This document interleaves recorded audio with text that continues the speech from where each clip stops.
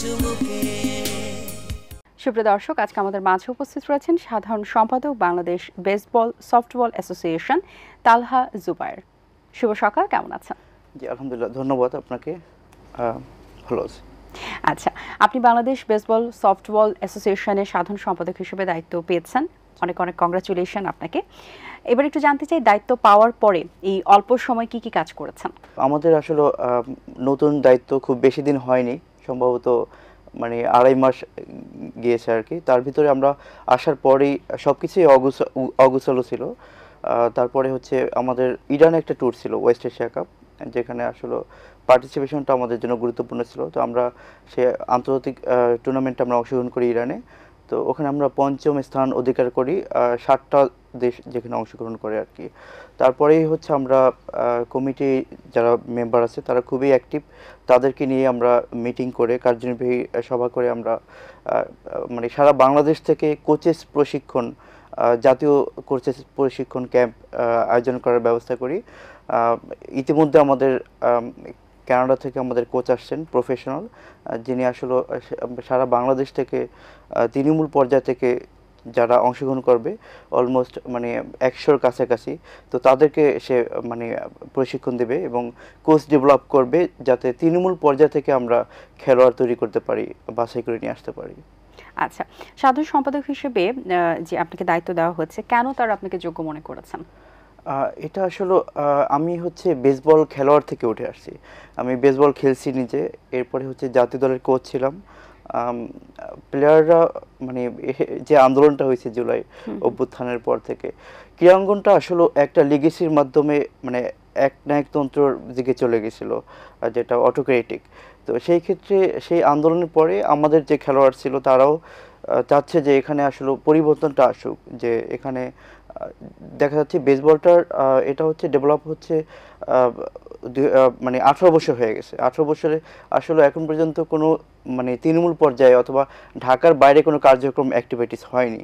তো সেই ক্ষেত্রে চাচ্ছিল যে মানে আমাদের অর্গানাইজাররা বা অথবা সার্চ কমিটি বলি, যুব ক্রীড়া মন্ত্রণালয় বলি, আসলে তারাও দেখছে যে আসলে যদি রিফর্ম না করা হয়, পরিবর্তন যদি না আসে, তাহলে এই খেলাটা আসলে প্রচার প্রসার সম্ভব হবে না বা মানে ডেভেলপমেন্ট হবে না। তো সেই ক্ষেত্রে তারা মানে পরিবর্তন করে আমাকে চুজ করছে। দেখা যাক, মানে আমি চেষ্টা করতেছি কিছু করার, আল্লাহ ভরসা বাকিটা। আচ্ছা, বেসবল নিয়ে আপনার স্বপ্নটা কি? স্বপ্নটা তো আসলে প্রতিটা সময়েই তৈরি হয়, মানে প্রতিটা ক্ষেত্রে, প্রতিটা ইভেন্টস বলি অথবা মানে ড্রিমটা হচ্ছে আমার যে ক্রিকেটের মতো একটা বেসবল কালচার তৈরি হোক।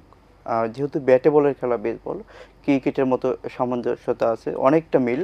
তো আশা করি যে ক্রিকেট যারা ভালোবাসে, ক্রিকেট যারা খেলে, ব্যাটে বলের যে গেমগুলো আছে, তো তারা অবশ্যই বেসবলটা যখন তারা জানতে পারবে, শিখতে পারবে, তো তারা এটা মানে তাদের মতো করে ক্রিকেটের যেরকম কালচার বাংলাদেশের একদম তৃণমূল পর্যায়ে দেখা যাচ্ছে যে রাস্তাঘাটে মানে যেখানে একটু জায়গা পায় ক্রিকেট খেলে। তো আমার স্বপ্নটা হচ্ছে এরকম যে যেখানে জায়গা পাবে সেখানে বেসবলটা খেলবে, ক্রিকেটের মতোই আনন্দ নিয়ে খেলবে সবাই। আচ্ছা, লক্ষ্য অর্জন করার জন্য কি পরিকল্পনা নিয়ে এগোচ্ছেন? হ্যাঁ, পরিকল্পনাটা আসলে আমার এককভাবে না, মানে আমাদের যে ডেভেলপমেন্ট যে প্ল্যানটা সেটা হচ্ছে আমাদের যে কমিটি আছে, এক্সিকিউটিভ বোর্ড, আমাদের প্রেসিডেন্ট, তারপর ভাইস প্রেসিডেন্ট, ইভেন আমাদের এক্সপার্ট, বিদেশি এক্সপার্ট আছে, তারা মিলে আমরা সবাই মিলে একটা প্রোগ্রাম মানে আমরা ক্রিয়াপুঞ্জি করছি, যেটা হচ্ছে বাৎসরিক যে আমাদের ডেভেলপমেন্ট যে প্রোগ্রামগুলো আছে।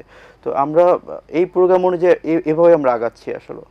আচ্ছা, খেলার করার জন্য, চালানোর জন্য তো অর্থের প্রয়োজন পড়বে, সো অর্থের যোগান কিভাবে হচ্ছে? ওটা আমাদের যে ডেভেলপমেন্ট সাইট আছে আমাদের, এটা হচ্ছে আমাদের যারা ফাইন্যান্সটা দেখে, তো এটা তাদের রেসপন্সিবিলিটি। তো আমরা চেষ্টা করতেছি যে কিছু কিছু কোম্পানিকে আমাদের সাথে পার্টনার করে, এই ক্ষেত্রে আমাদের সময় তো অবশ্যই দরকার, যেটা হচ্ছে আমরা একদম নতুনভাবে আমরা ড্রাইভ করছি, সব জায়গায় যাচ্ছি, আমরা আমাদের অ্যাক্টিভিটিসগুলো দেখাচ্ছি। আমরা চেষ্টা করতেছি যে আমাদের আন্তর্জাতিক যে সাফল্যগুলো আছে, তো সেগুলোকে আমরা প্রেজেন্ট করা, সেগুলোকে তুলে ধরা। বেসবলে কিন্তু পেশাদার মানে প্লেয়ার তৈরি হচ্ছে বাংলাদেশে। আমাদের একজন খেলোয়াড় আছে জাতীয় দলের, যিনি পেশাদার লিগ খেলে। তো তো উনি ওখান থেকে ভালো টাকা ইনকাম করে লিগ বাৎসরিক যে লিগ। তো এগুলো আমাদের এতদিনে মিডিয়াতে আসে নাই। তো আমরা চেষ্টা করতেছি যে এগুলো সোশ্যাল মিডিয়া হোক, তারপর হচ্ছে ইলেকট্রনিক মিডিয়া হোক, এগুলোর মাধ্যমে এটা প্রচার করা, আরও দেখানো, যাতে কোম্পানিগুলো আরও আকৃষ্ট হয় এবং আমাদের স্পন্সর ফাইন্যান্সের সহজ মানে এটা ডেভেলপমেন্ট করতে পারি আমরা। আচ্ছা, যারা এখানে খেলোয়াড় রয়েছেন তারাই কি যথেষ্ট, নাকি আপনারা আসলে ট্যালেন্ট হান্ট করবেন? হ্যাঁ, আমরা এটা একটা বড় উদ্যোগ নিচ্ছি আমরা ফিউচারে, যেটা হচ্ছে সারা বাংলাদেশ থেকে আমরা ট্যালেন্ট হান্ট করব। এটা হচ্ছে যেমন ইউরোপ আমেরিকা যেটা হচ্ছে, বা এশিয়ার ভিতরে যারা আছে, তারা $1 মিলিয়ন আর্মস কম্পিটিশন তারা করে। এভাবে আমরা হচ্ছে বলার, মানে ক্রিকেটে যেরকম বলার খুঁজে বেড়ায় সব জায়গা থেকে, তো আমরা এভাবে কার হাতে বেশি শক্তি আসছে, তো এটা আমরা ট্যালেন্ট হান্টের মাধ্যমে একদম স্কুল পর্যায়ে, তারপরে কলেজ পর্যায়ে, জেলা ক্রীড়া সংস্থা পর্যায়ে থেকে আমরা খেলোয়াড় বাছাই করে নিয়ে আসবো, এটা পরিকল্পনা আছে। সো এদের খেলোয়াড়দের জন্য তো প্রশিক্ষণের একটা ব্যাপার আছে, রেগুলার চর্চা করার একটা ব্যাপার আছে, প্র্যাকটিসে, সেই ব্যাপারগুলো কিভাবে দেখছেন? জি হ্যাঁ, প্রশিক্ষণের জন্য আমরা যে কোচেস প্রথম জাতীয়, এই যে 18 বছর পরে প্রথম জাতীয় মানে বেসবল কোচেস প্রশিক্ষণ করতে যাচ্ছি আমরা। বিদেশ থেকে এক্সপার্ট কোচ নিয়ে আসতেছি আমরা হচ্ছে লোকাল এক্সপার্ট মানে কোচ ডেভেলপার তৈরি করব আমরা। এদেরকে দিয়েই আমরা তৃণমূল পর্যায়ে বা বিভিন্ন জায়গায় আমরা প্রশিক্ষণের ব্যবস্থা। আচ্ছা, আপনি যে দায়িত্বে আছেন, এটা পাওয়ার পরে নতুন কিভাবে দেখছেন, বা আগে যারা ছিল আপনার দায়িত্ব পাওয়ার পরে আপনার জায়গা থেকে আপনি কিভাবে ডিফারেন্ট করার চেষ্টা করবেন? হ্যাঁ, ডিফারেন্টটা হচ্ছে এর আগে কখনো কোনো অ্যাকাউন্টেবিলিটি ছিল না, যেটা আমরা দেখতে পাচ্ছি। এই পরিবর্তনটা আসলে মানে প্রত্যেকটা জায়গায় মানে অনেক সুন্দর করে এখন মানে টাচ করছে, যেটা মন্ত্রণালয় বলি, যুব ক্রীড়া মন্ত্রণালয় বলি, তারপরে জাতীয় ক্রীড়া পরিষদ বলি, মানে প্রত্যেকটা জায়গায় সবাই এখন মানে স্বতঃস্ফূর্তভাবে সহযোগিতা করছে, এবং মানে এটা কাজের স্পিডের জন্য তারা সবাই মানে খুবই এটা আগ্রহ। তো এটা খুবই ভালো লাগছে আমার, যেটা হচ্ছে আমাদের কমিটির ভিতরেই যেমন আগে এককভাবে চলতো, কিন্তু এখন সবার মতামত, তারপরে সবারই মানে চিন্তা ভাবনা এবং ভবিষ্যৎ পরিকল্পনা, আমরা প্রত্যেকটা কথায় সবারইকে আমরা মূল্যায়ন করছি। তো সেই ক্ষেত্রে অবশ্যই কাজটা আরো অনেক মানে গঠনমূলক এবং অনেক সুন্দর হচ্ছে আগের থেকে। আচ্ছা, আপনাদের কমিউনিটিতে যারা আছে, যাদের সাথে কাজ করছেন, তাদের সহযোগিতা কেমন পাচ্ছেন? হ্যাঁ, আলহামদুলিল্লাহ, মানে এটা আমরা খুবই যে লাকি যে মানে আমাদের সার্চ কমিটি এবং যুব ক্রীড়া মন্ত্রণালয় থেকে যে কমিটিটা আমার সাথে যে কাজ করার জন্য যাদেরকে দিয়েছে, তারা খুবই ভালো এবং তারা খুবই অ্যাক্টিভ। আমরা যখন মানে কোনো মিটিং কল করি, সবাই চলে আসে এবং সবাই খোঁজ খবর রাখে, প্রত্যেকটা প্রোগ্রামে তারা থাকে এবং সবাই আমরা একসাথে কাজ করছি। এটা খুবই মানে সবাই আসলে এই কাজটা নিয়ে ডেডিকেটেড। জি। আচ্ছা, খুব ভালো। এবার একটু আপনার ব্যাপারে জানতে চাই, আপনার ছোটবেলা কোথায় কেটেছে, পড়াশোনা কোথা থেকে করা হয়েছে? হ্যাঁ, আমার ছোটবেলা হচ্ছে ঢাকাতেই পড়াশোনা। তো আমি ন্যাশনাল ইউনিভার্সিটি থেকে বিএসসি পাস করি আর কি, কলেজে ন্যাশনাল আইডিয়াল কলেজ। আচ্ছা, তার মানে আপনি ঢাকায়া? জি, ঢাকায় না, বলা যায় না, আমার গ্রামের বাড়ি হচ্ছে মাদারীপুর। আচ্ছা, মাদারীপুরের কোন স্মৃতিগুলো মনে পড়ে, বা ছোটবেলায় তো আপনিও খেলার সাথে যুক্ত ছিলেনই বলছিলেন, এমন কোনো মেমোরিজ আছে কিনা? গ্রামে যখন আমি গ্রামে একদম ছোট সময় যখন ক্লাস 2-3-তে, তখন আমার একটু মনে আছে, আমি মনে করতে পারি ছোটবেলার সময়, তখন আমি খুব ভালো ফুটবল খেলতাম, ফুটবলের গোলকিপার ছিলাম আমি। আর ক্রিকেটটা আমি ফাস্ট বোলিং করতাম। তো আমি ফাস্ট বোলিং করতাম, সবাই আমাকে মানে ফাস্ট বোলার, আমি ঠিক ভুলে গেছি, বিদেশি একটা খেলোয়াড় ছিল, মানে অনেক ফাস্ট বল করতো। আচ্ছা, তার সাথে তুলনা করা হতো। আচ্ছা, বাহ, খুব ভালো। আমরা জানি যে এমনিতেও প্যারেন্টসদের একটা মনোভাব থাকে যে পড়াশোনার পাশাপাশি যদি খেলাধুলায় যাওয়া হয় তাহলে পড়াশোনাতে এফেক্ট হয়, সো পড়াশোনাটা ফার্স্ট প্রায়োরিটি, দেন খেলাধুলা। সো আপনার ক্ষেত্রে এরকম কোনো কিছু হয়েছে কিনা? হ্যাঁ, এটা আসলে মানে সবার ক্ষেত্রেই হয়। এটা সবাই মনে করে যে খেলাধুলা করলে মনে হয় যে পড়াশোনাটা হবে না। হ্যাঁ, এটা হবে, কিন্তু এই বাধাটা আসলে এটা আমার যে মানে আমার চিন্তা ভাবনাটা বা আমার ইয়াটা হচ্ছে যে আমি কিভাবে মানে মানসিকভাবে আমি এটার সাথে জড়াই গেছি আর কি, যেটা হচ্ছে মেন্টালি কেউ আমাকে এটা থেকে আলাদা করতে পারেনি স্পোর্টস থেকে। যে আমি যেটা টার্গেট করি, যেটা আমি করব, ইমপ্লিমেন্ট করব, সেটা আমি মানে করে দেখাইছি, যে চ্যালেঞ্জ করে আর কি।